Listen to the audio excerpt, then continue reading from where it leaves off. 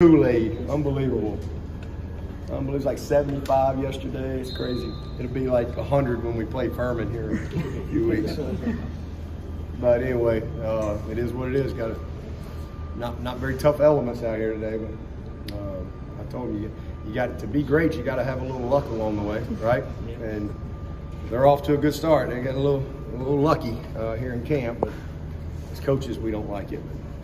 It is what it is. But you know, our last full scrimmage, like I said the other day, we get 2 full scrimmages, and that's it. You know, they changed those rules, and then we had you get some other days. We'll have a few live plays on Monday, and then that's pretty much it from a live standpoint as far as to the ground. We still have a lot of competitive work, full speed, you know, like we always do. We always practice fast and physical on Tuesdays and Wednesdays of game week. You know, full pads Tuesdays, shells on Wednesdays. You know, but it's all full speed thud. You try to stay on your feet. So, you know, two full days alive. I thought we got better in some areas today. I thought our defense responded. You know, outside of, I was very disappointed in our overtime period defensively, but and offensively. We had a couple of penalties and really did a poor job defensively. We kind of split the team up and with ones on twos there, but you know, we mixed it up all day, and again, some really good things. But we had 2 turnovers, a good interception by 20 and one by 23. You know, worked on a lot of things in the passing game today. You know, we were just kind of challenging the guys, our protection. I'm pretty pleased with you know, that first group and what they're doing you know, right now. And then we got some guys that were kind of cross-trained in some other areas, you know, with our 2s and 3s. But you know, good day. Got done what we need to get done. I don't think anybody got, you know, hurt. We got some guys that we put on a pitch count a little bit today, and a couple guys that we held. But you know, we're trending in a good spot. So I'm thankful that because there ain't but one way to get ready. That's you got to go play, and you know, it is what it is. You can't. You just gotta practice tough to be tough. And so we're in a good spot. You know, really like where our team is health-wise. You know, we've got 2 guys that are out. Miles Oliver, who came in here hurt and was going to redshirt most likely, and then Troy, who was, you know, doing pretty good. But you know, those are the 2 guys out for the long term. XT's doing great. He'll be back, you know, hopefully in a short amount of time. Other than that, everybody's really in a good spot, trending in a good spot, and so hopefully we can continue to get a little luck there. We're you know, as healthy as we've been in a long time, so pretty pleased with that. Tomorrow will be a good tempo practice. We're going to give them a couple days of just rest. We've been going, I think, 16 or 17 straight days. So you know, that's one of the things. They extended the period. We got a couple of days there. We let them recover. We'll come back in here on Sunday and crank it back up Sunday, Monday, Tuesday. 3 more days of camp, and then we'll break camp next Wednesday. School starts. So once that happens, then they get their life back, and we get back on a you know, 20-hour rule. So you know, right now we pretty much got them all day, every day. Just trying to get a lot of things. We worked on a lot of situational stuff today, a lot of miscellaneous plays, a lot of miscellaneous things that can happen in the course of the game that you got to be ready for. So we covered a lot of that, and you know, so good day from an installation standpoint as far as just getting through our checklist of all the things that we got to prepare them for that could happen in the course of the game. And then, you know, once we get to next week, really, like I said, a little live on Monday, and then it's all, you know, game prep, you know, from there, and just getting them healthy, getting them fresh, getting the fatigue. You know, they're fatigued, getting the fatigue out of them, and really locking in on who's going to play, and you know, getting in our scouts and all that stuff. You know, we're still repping 3 groups every day, so you know, that can create a little bit of you know, just a little more frustration than you normally have when you got a lot of guys that are repping. It's a little bit of a mixed bag there, but so we're in a good spot. We just gotta keep grinding. We got a ways to go. We got 2.5 weeks, and we're gonna need all of it. Why'd you have the guys running after practice? Did you do something wrong? They always run after practice. You know, we always run. It's just we got a lot of position running that we do. So it's kind of stuff we track, from a conditioning standpoint. But we always run after practice. Some groups do, some groups don't. It really depends on the position group, and then you got your team stuff from time to time that we do. Who is the starting offensive line right now? Feel good about the continuity there. And Yeah. I mean, we haven't named a starting line, but I'm starting to feel pretty good about where we are right now headed into next week. So we'll watch this tape, and then we're gonna meet this afternoon, and we get through all of it tonight and tomorrow with the team. And when they come back in here on Sunday, we're gonna start doing some really opponent prep. We'll put a couple days in on Furman.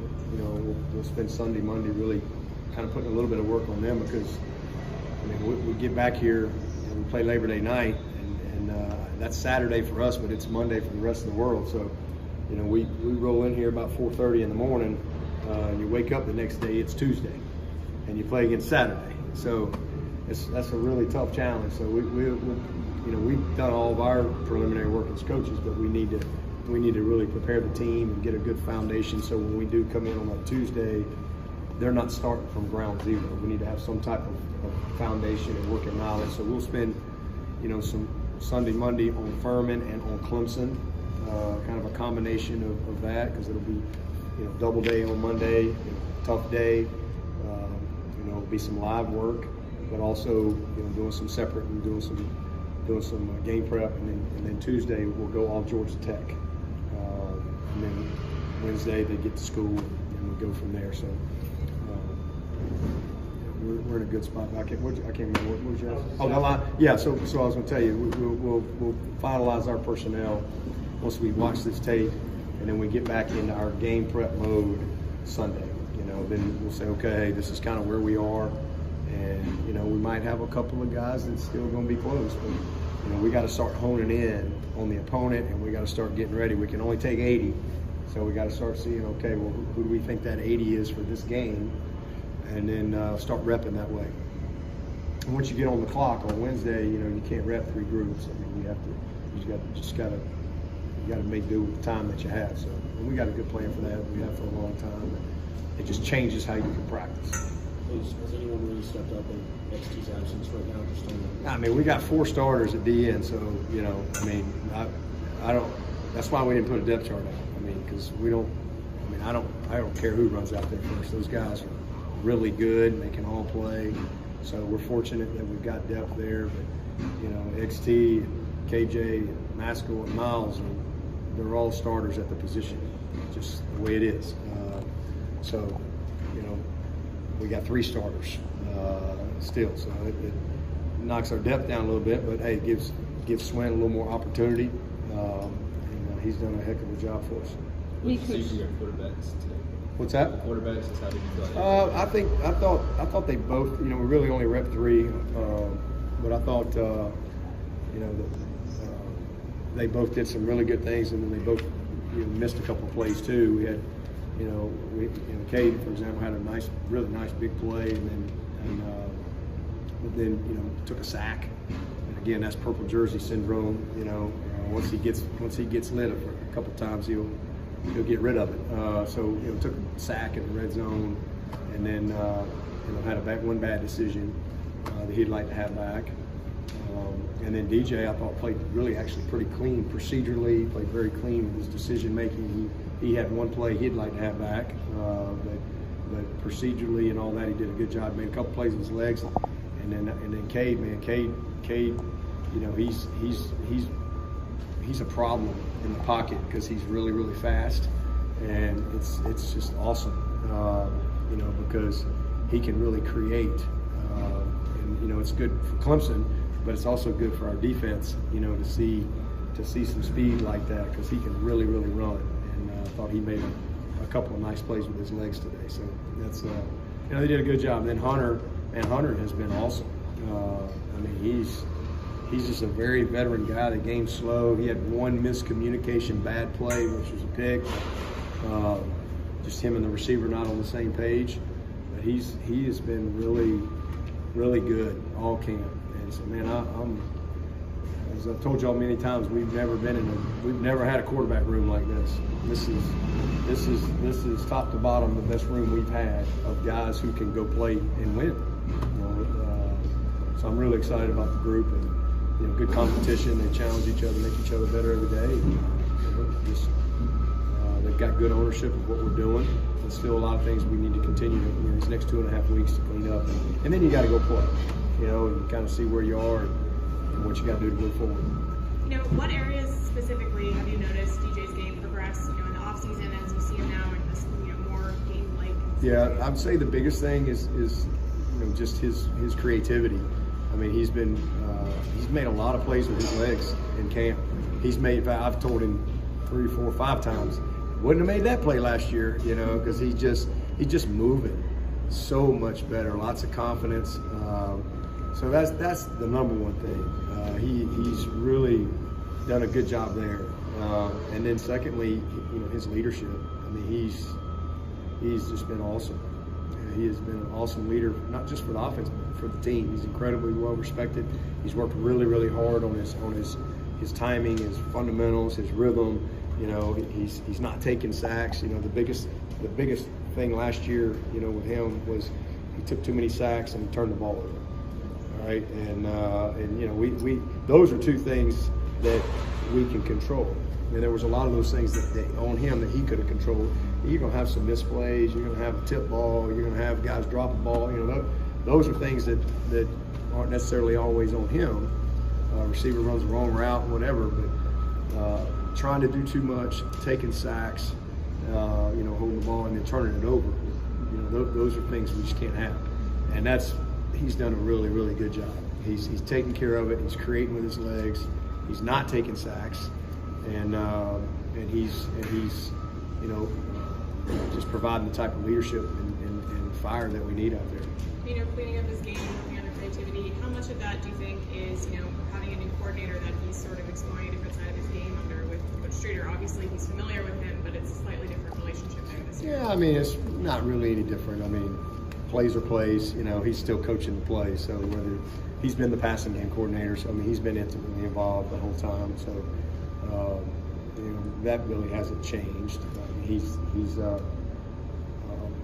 from a coaching standpoint, he may call some things in a little different rhythm, but as far as the teaching and the preparation and the fundamentals, that really hasn't changed. How do you feel like the quarterbacks are doing in terms of their reading the zone read? Do you think they're making the right decisions there?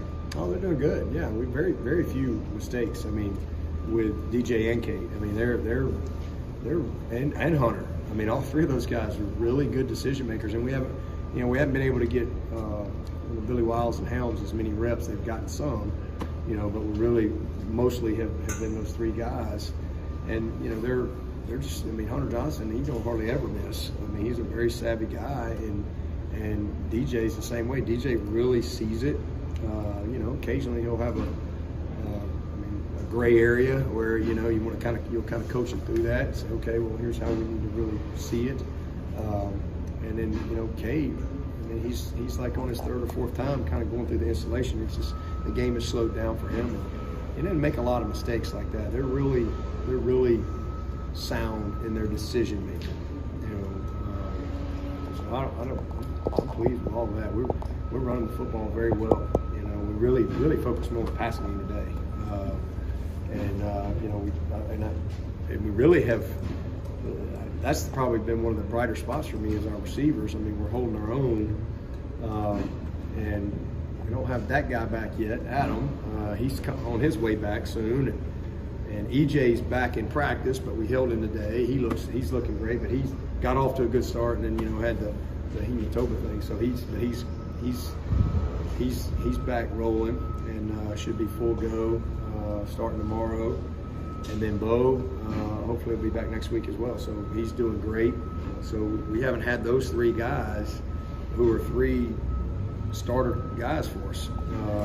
And the group has still held their own for the most part. So I'm pleased with what we've been able to do and the depth we've been able to create, and certainly getting those three guys back in the equation will be a big shot in the arm for us. Can you talk about the decision to place Donnie Thomas on scholarship and how that works? Well, I mean, he just made it easy. I mean, he made it easy. Hard to find a better back than that kid. He's a really good player.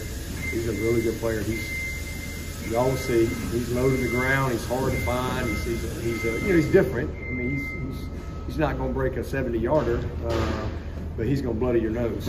And you need all types of things. And he brings something to the room that's just a little unique. I mean, he is big and thick and strong, but he has got really good vision, really good hips, really good change of direction, and got some explosive power. I mean, he's just got a great feel for the game. He finds the soft spot and then he dents it. So he's a good addition for us and an awesome kid, and so certainly deserved it. What are the specifics of the Xavier Thomas injury? So you can elaborate on that. Yeah, he just got a foot injury, and he'll be back. Hopefully, I don't see him missing a whole lot of time, but he's certainly going to miss Georgia Tech, and we'll go from there. But he's doing good. Fired up yesterday, ready to go. So we had a great camp, and he's going to have a great year. Just a little setback for him. That's all. Will Cade play early and try to give him some experience, or will DJ stay out there?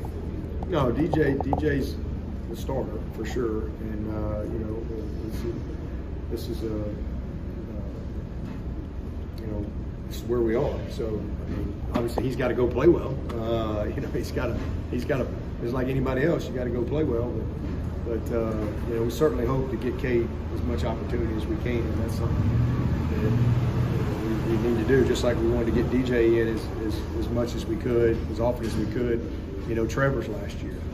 DJ's going to graduate in December. He's got big goals and aspirations, and he knows what he's got to do. And so he's just got to go do it. But hopefully we'll be able to get Cade as much opportunity as we can. DJ's the starter; he's earned that, and it's up to him to continue to earn it every week. Obviously, you're deeply familiar with both your new offensive coordinator and defensive coordinator, and I don't know if there's some value you see in hiring from within and promoting from within, but what's been different about working with them instead of Brett and Tony this last year? Well, they're just different personalities. First of all, I mean, just like when I hired Tony to take Chad Morris's place. Those of you who knew Chad, obviously very different. But I have relationships with all those guys, and I think it's great to be able to hire from within if it's feasible. If it's the right fit, the right timing, and the right need, and that's the case that we had here. So Streeter, we're lucky Streeter's still here. I mean, he's turned down a bunch of jobs. He's turned down SEC coordinator jobs. He turned one down last year. And he's turned down NFL jobs. And he loves it here. He played here, and he knew Tony would eventually would get an opportunity, and he really wanted to be the coordinator here. And but that's why we promoted him and made him passing game coordinator. And he did a great job in that role. He coached Deshaun 2 years. He coached Trevor all 3 years. Recruited him. Recruited DJ. Recruited Cade. I mean, he's done a phenomenal job. So he deserved it. And so it's just that simple. And again, it's not always the case. When I hired Brent, I didn't have a guy at the time that I felt like was ready to do it. And so this particular time, 10 years later, I had a guy.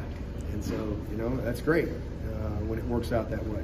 But it's been fun. Those guys have been awesome, and we've got a great staff. And but with Nick, even though he's brought him from the outside, I've never worked with Nick. But he's just awesome at what he does. It's just a bonus that he went to Clemson. And then same thing with Kyle. I hired Kyle to eventually get him on the field, and haven't ever had an opportunity really to get him on the field yet. So it worked out really good to be able to put him on the field as well. It's been fun to watch him, take that next step that he's been hoping for. What's been the progression of the tight end group from the start of fall camp to like these scrimmages? Yeah, they've been really good. I mean, Davis Allen he's just a solid oak tree, man. I mean, steady. I mean, he's a pro. I mean, he's the epitome of a pro, and how he handles himself, his commitment, his toughness. I mean, everything about it. So I'm really pleased with him. Brenny's been awesome. This has been by far the best patch of Brenny that we've had. He's the best Brenning stool that he's been since he got here. Last year he was like a dang 2-year-old lab running around out there, crazy, and just wide open, 100 miles an hour, super talented, and then had to get bigger, had to get stronger, had a lot to learn, and then did some good things. I thought he finished well in the spring, and I think he carried that momentum into the summer. But he's had a really good camp. I mean, he's a really talented player, and he's done some really good things. So I feel great. Sage is kind of the same, man. As Dave, just very steady, tough, gritty. It's a good group. And then, nobody ever talks about Luke Price, but Luke Price has really made himself a good player. I mean, he's a guy that, man, it's short yardage and goal line. You want Luke Price in the game. I mean, he brings a lot of grit and toughness and incredible football IQ. I mean, this guy really, really knows the game and has worked really hard on all the aspects of playing tight end. So it's a good group. And then I'm gonna tell you, Josh Sapp, man, we hit a home run getting that kid. We're lucky to have him. He is a really good player. He's made a play every day, and he had a touchdown today to start the scrimmage off. So, he's just a probably a lot like his dad was. Just a diverse, savvy guy. You really study Josh Sapp. He's played everything from quarterback to tight end to receiver to running back to DN to linebacker. He's played a lot of things in his career, and he's a really good basketball player. So he's just a big athlete. This kid's 240 pounds and really soft hands, and he's hard to tackle. He's still learning, but it's a good group. It's a really good group, and I think they're poised to have a really good year for us. Tyler Venables was talking yesterday about the emotional pull of your dad's at Oklahoma. But you want to stay at Clemson. I mean, did you have an idea of how hard that decision was going to be for him, and what does it say about him? I mean, I thought it was. I'm sure it was hard. I thought he was going to go. I mean, I just kind of assumed. He and his dad are close, and I say, what are you going to do? And he's like, well, I'm staying. And I'm like, well, awesome. So I just I didn't want to assume anything, but I thought emotionally probably it would be. But Brent was even more excited, that he was staying, because Brent knows what we have here, and he knows the structure, and they're trying to get that and trying to build that, but you don't do that overnight. And he knows the people in our building and just what all he's exposed to. But plus he's T-Bone has got a lot of friends on this team. It's a really close team, a close group of guys, and man, he's probably been the most productive guy. I think he had 39 production points in the first scrimmage, and then showed up again today. I mean, he's just really playing well for us. It's good to see him healthy and flying around, and so yeah. I mean, I just assumed maybe that he might be gone just simply because of the emotional situation there, but no, he said, I'm staying. I said, I'm glad. And Jake's here. Jake's there. Jake's a student coach for us, so really glad Jake's here too. He's been the most productive safety. Yeah, production points. Yeah, and been really, really good. With the receiver, with Bo and EJ out, anyone has stepped up in particular that caught you out of it? I mean, I've been really pleased. I think Speck led us today in catches. He's had a really good camp. It's been awesome to see him be so consistent, practice every day. It's been a long time. I mean, he's just every day You know, just keep showing up. Dakari had a nice big play today. You know, Dakari and Bo have a lot of starting experience for us. You know, I'm excited about Cole Turner. Really excited about him. I mean, he's going to be a really good player. Antonio's going to help us. I mean, he made a nice big play today. Will Taylor is just gets better every single day. You know, somebody's asking about Will Taylor today, comparing him to Renfro, and I'm like, well, Renfro spent all fall as a walk-on scout teamer working on his craft, and then he spent all spring.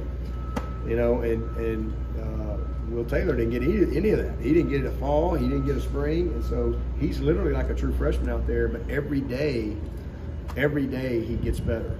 You know, and so it's just that we got a really good group, man. I mean, I'm super proud of them. And EJ, good to see him. We didn't scrimmage him today, but good to see him back out there yesterday, running around full speed. I mean, he's a really, really special talent. And then, but Joe's been great. I mean, he ain't missed anything. He hadn't missed a rep. He's I think he had, you know, maybe a day right there where he just kind of came down and hit his head, and they just held him. He's been awesome. He's been an excellent leader for us. And then, you know, it's a good group that, again, as I said, have held their own. You know, without Bo, without EJ, and without Adam. So we're trending in a good spot there. It's still no bad snaps from Putnam. Been excellent. Don't jinx it. Been really, really good. All three of our centers have done a nice job. You know, this is rare. I mean, usually, you know, you get in some of these dog days and it's tired, and somebody's hot and sweaty, will roll the ball back every now and then, on, you know, A-gap blitz or something. It's been really good, and, you know. But I think it's just a sign of how hard they work in the summer, because that's the type of stuff that you get done in the summer. You know, that's summer skills and drills. That's putting the work in when nobody's watching. You know, so I'm really proud of our centers, but I'm super proud of Putnam, because he is as solid as they come. Yeah, I think it was Parks was telling us that he was a wrestler in high school, and that might help him as a center. I mean, Yeah. I think there is something. Yeah, he's a wrestler and strong, and, you know, I remember going to Putnam's house. His dad's a career military guy, and they had this like a detached garage, and, you know, that wasn't, it was just they just made it a weight room, and I'm looking for weights, and they had like concrete buckets, and like every day you get up and carry the buckets to the end of the driveway and back, and, you know, and just, you know, he's built a little different, wired a little different. So I like that about him. He's become a heck of a leader for us, and just as tough as they come. I think Coach Streeter said pre-snap intensity you wanted to see, and that improvement from the first group. Yeah, it was better with our first group. You know, again, we're repping a lot of people, and so sometimes, and then we had a few guys on some pitch counts, and so then you get some mixed people in there as far as continuity wise, and you can get off a little bit. But that was the thing I was most pleased about the 2 minute, you know, because I thought our tempo was really good rhythm, and a good example to them on, you know, tempo being your friend, what that can do for you. So again, there's some heavy legs out there. We've been going for a lot of days in a row now, and I could kind of see that a little bit. But what I like about them is they don't complain. They just keep pushing. So I love that about this team. Brandon Lucas at cornerback. How's their development? Anything they might mix in first team? Oh yeah, they're definitely gonna help us. I mean, they're and that's what we needed them to do. We needed them to come in and help us. And Jay Lou's made some plays. It's been fun to see him out there healthy. You know, first time he's scrimmaged in a long time, because he didn't get to scrimmage in the spring. He's made plays. Toriano had an interception today. He's a very savvy kid. So yeah, there's those are two guys for sure that are going to help our team. Very good. All right, thanks, Coach. All right.